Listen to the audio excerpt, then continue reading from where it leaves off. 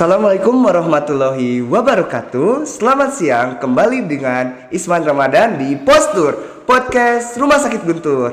Nah, teman-teman, Sobat Guntur, Alhamdulillah hari ini hari yang cerah saat ini di Rumah Sakit Guntur menghadirkan narasumber atau pembicara yang sangat hebat, yaitu Dr. Muhammad Rizal Isburhan, spesialis bedah konsultan onkologi atau biasa disebut dengan Dr. Mori. Selamat siang, dokter. Selamat siang. Alhamdulillah sehat, dok. Sehat. Terima kasih sudah diundang ke Postur ya. Iya, betul. Rumah Sakit Guntur.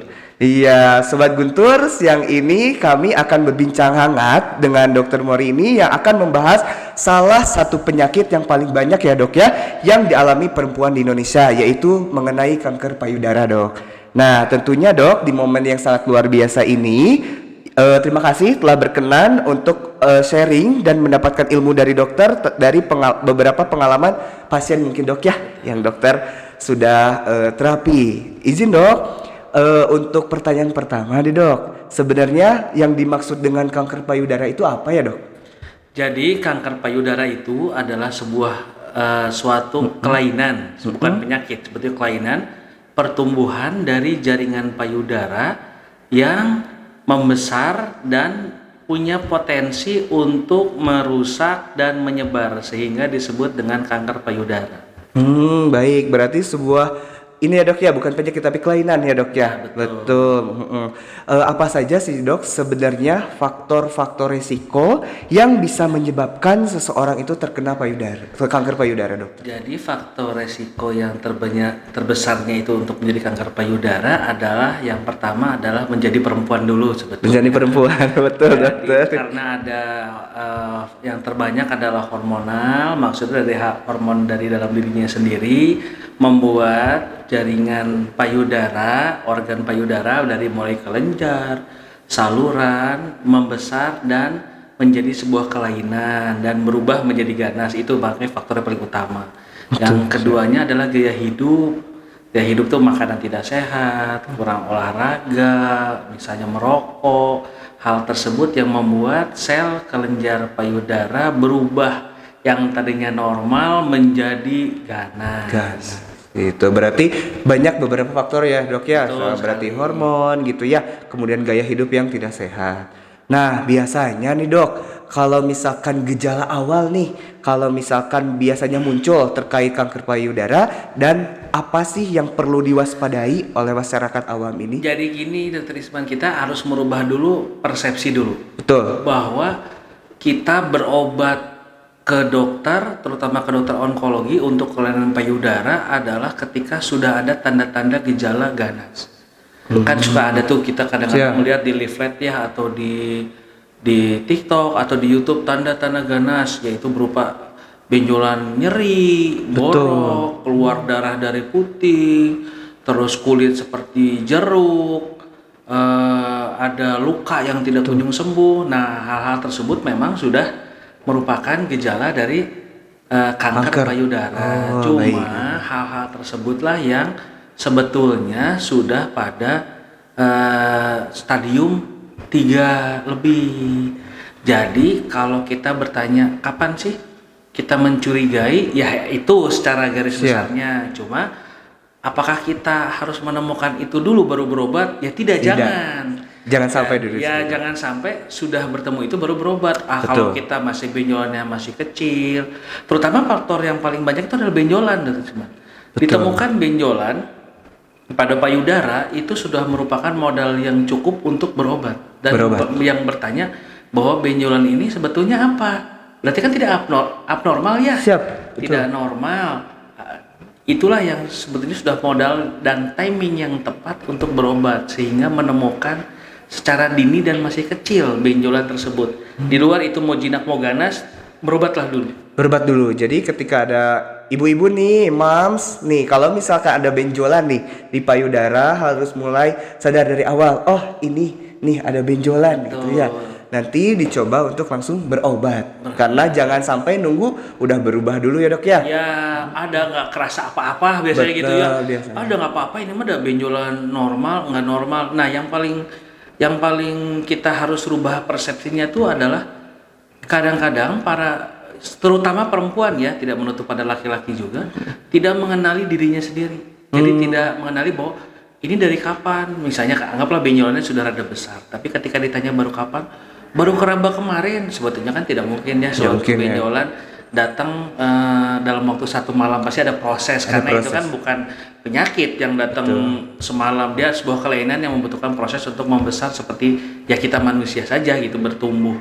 Nah, hal tersebut yang disesalkan bahwa ternyata tidak mengenali dirinya bahwa ini sebetulnya normal atau tidak normal, sebelah kiri ada, sebelah kanan ada atau tidak. Nah, hal tersebut yang kita aware. Makanya sebetulnya Dr. Isman, kita mengingatkan saja bahwa Oktober itu seluruh dunia memperingati namanya Oktober Breast Cancer Awareness Month. Makanya Oktober adalah bulan kewaspadaan atau bulan peduli kanker payudara. Jadi kita se-Indonesia yang di bidang onkologi akan terus mengedukasi, terutama di bidang onkologi, mengenai kanker payudara. Kanker payudara ya, berarti bulan Oktober ini memperingati Hari Kanker Payudara ya dok ya. Alhamdulillah dokter. Nah dok nih, tadi kan sudah ada benjolan nih dok ya. Bagaimana sih cara melakukan pemeriksaan awal gitu dok untuk pemeriksaan payudara sendiri dok? Jadi sebetulnya kita sudah ada namanya sadari. Sadari ya dok. Sadari singkatannya dari periksa payudara sendiri. Periksa payudara sendiri nih mams. Periksa payudara sendiri. Jadi tujuannya itu bukan untuk menemukan benjolan dulu sebetulnya, tapi untuk mengenali dulu punyanya. Oh, inilah yang ada di saya, ini loh bulan ini. Bulan depan, oh masih sama dengan bulan kemarin. Oh bulan berikutnya, oh masih sama. Ketika ketemu ada, loh kok ada ya yang bulan kemarin nggak ada. Nah itu yang sebetulnya tujuan daripada sadari ini ya dok ya. Iya, jadi pemeriksaannya dilakukan secara rutin mungkin secara rutin setiap bulan, karena untuk mengenali gitu ya.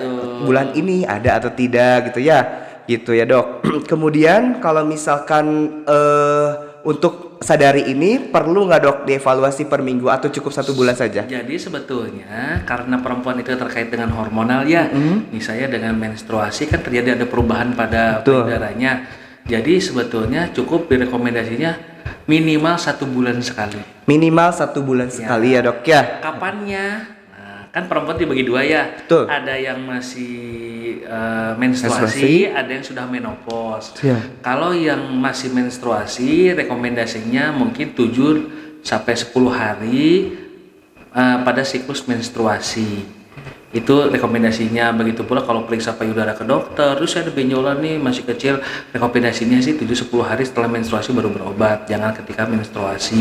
Oh berarti setelah ya dok ya? Nah, jadi menstruasi itu kalau hari tanggal 1 misalnya, nah periksanya ya tanggal 10, tanggal 7 sampai 10 lah gitu. Siap, betul. Kalau sudah menopause, kan udah nggak ada mensnya ya. Jadi ditentukan aja tanggalnya, saya mau per minggu sambil mandi diperiksa gitu tiap lapang payudaranya.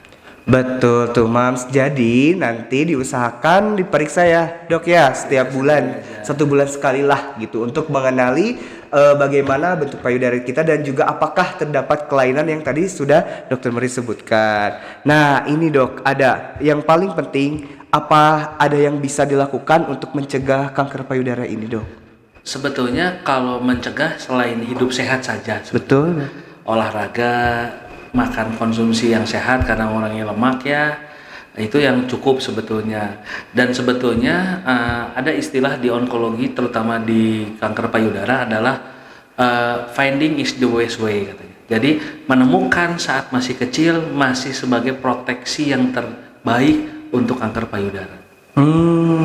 Gitu. Jadi menemukan dini adalah satu jalan yang terbaik untuk keberhasilan mengobati kanker payudara. Nah, itu dia ya. Jadi jangan sampai takut apapun itu ya dok ya. Nah di Garut ini sebetulnya kita punya tagline sendiri ya. Kami tim onkologi yaitu akhirnya berani berobat, ketemukan dini. Jadi kita tuh sedang merubah paradigma di Kabupaten Garut bahwa perempuan-perempuan yang punya benjolan kecil atau besar berani berobat dulu. Berani berobat dulu dan menemukan secara dini, jangan sudah besar. Betul. Ya, jadi kita kurangi angkanya dan edukasi, keberanian, dan kita buka akses yang luas, edukasi terhadap nakes, medis, masyarakat agar berani berobat untuk menemukan secara dini agar sehat lebih lama. Nah, itu dia ya. Ayo buat selain di Garut juga ya dok ya, seluruh di Indonesia yang nonton podcast ini cepat kalau misalkan ada benjolan segera berobat gitu ya, jangan takut-takut ya. Kemudian dok, kalau misalkan nih ada pasien atau misalkan ada perempuan yang sudah terdiagnosis kanker payudara, langkah pertama yang sebaiknya dilakukan itu apa dok?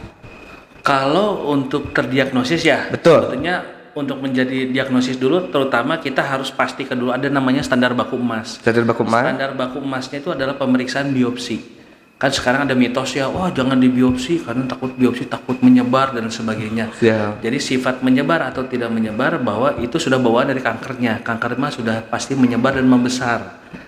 Nah, biopsi merupakan suatu jalan untuk melihat apa tipenya dan memastikan betul bahwa jaringannya ganas, sehingga kita bisa melangkah untuk menerima terapi. Jadi saya menyebutnya, kami bukan pengobatan, bukan drug ya, pengobatan tapi terapi, karena ada programnya di situ, ada berbagai macam terapi yang bisa diberikan pada kanker payudara. Oh baik gitu ya dok. Dari mulai lokal dan sistemik namanya. Kalau lokalnya itu ada operasi, Ya. ada radiasi, ada lagi kalau untuk yang sistemiknya dari mulai kemo, hormon, target terapi, imunoterapi, itu semuanya bisa diberikan pada kanker payudara. Nah, iya ya dok, berarti memang pertama intinya jangan panik dulu ya dok. Betul. Ya, jangan panik, segera konsultasikan untuk menentukan nanti pengobatannya bagaimana. Nah nanti berupa bisa operasi gitu ya, kemoterapi, radioterapi atau tergantung hormon pada pasien. Betul. Itu dok. Ini dok ada pertanyaan dari sosial media dok. Ini lumayan cukup apa ya, lebih kepada sisi kemanusiaannya katanya. Bagaimana dok jika sudah terdiagnosis kanker payudara, peran dukungan keluarga bagi pasien kanker dok? Ini bagus sekali ya. Iya. Memang sebetulnya tanggal 14 kemarin adalah disebutnya Hari Paliatif Sedunia. Paliatif sedunia. Paliatif itu jadi kita harus memberikan dukungan terhadap pasien kanker, bahwa sakit kanker itu kelihatannya kan hanya pasiennya saja ya. Tuh. Tapi sebetulnya programnya beserta pendamping. Jadi saya pun kalau ada pasien harus ada pendampingnya dan harus mengerti semuanya, harus dibantu fokus, harus dibantu semangat, harus ditemani untuk berobatnya. Dan memang ini kalau diistilahkan, kalau mau capeknya nggak sendirian, harus bersama ya dokternya, ya nakesnya, ya pasiennya dan keluarga pasiennya, dan harus saling mendukung, saling mengerti kenapa ini efek samping, ini enggak, ini bukan, bagaimana solusinya, dan harus saling bantu, kita harus saling kompak. Iya ya dok ya, berarti sangat penting ya dok ya peran dukungan keluarga. Penting sekali, nggak bisa sendirian. Nggak bisa sendiri ya, karena dukungan emosional, semangat dari keluarga juga meningkatkan kualitas hidup pasien ya dok ya. Memproses pasien itu lebih lancar segalanya, karena banyak ya dok ya yang kayak denial gitu, terus misalkan kayak saya nggak ini, saya nggak itu, keluarga Betul. juga Jadi harus stay fokus. Jadi kadang-kadang pasien itu kan karena panik. Jadi perasaan yang ada dalam pasien itu ya dari mulai panik, sedih, depresi, ada menyalahkan, tuh. dan segala sesuatunya. Hal ini harus dimengerti sama keluarga. Kalau nggak Betul. mengerti kan kayak sepertinya sakitnya sederhana ya. Iya. Padahal kan bukan hanya fisik saja, tapi mental juga kena lah di situ ya. Bagaimana?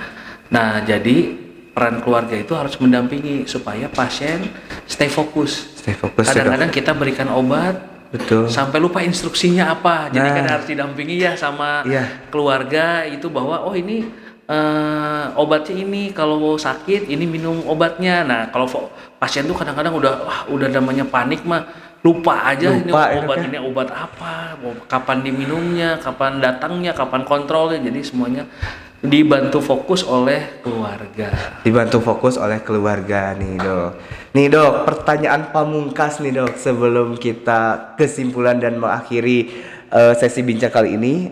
Apa pesan dokter untuk masyarakat agar lebih peduli terhadap kanker payudara ini dok? Nah, jadi pesannya ya ada rada panjang nih karena memang kanker payudara itu sekarang menjadi kanker terbanyak di perempuan. Betul dok ya. Dulunya kanker serviks karena ada vaksinasi HPV.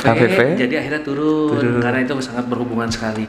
Sedangkan kanker payudara belum ada vaksinnya. Iya dok ya. Jadi menemukan adalah proteksi paling baik sekarang.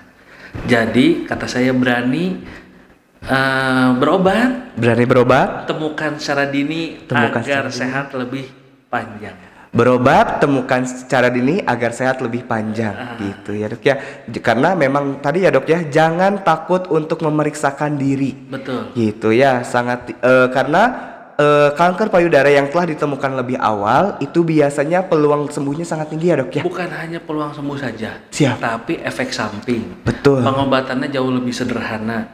Keluhan efek samping atau keluhan misalnya kayak sakit, kan kalau stadium 1, stadium 2 berarti cuma nggak ada sakit biasanya, baru hanya benjolan. Benjolan ya dok ya. Jadi otomatis kedepannya juga kurang sakitnya. Tapi kebayang kalau kita modali dengan sakit, itulah yang membuat banyak efek samping maupun kalau di kemo pun banyak ada keluhan-keluhan yang lebih.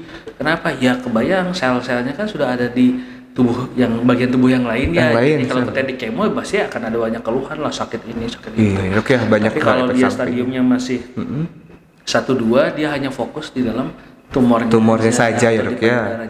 Belum menyebar lah istilahnya. Betul.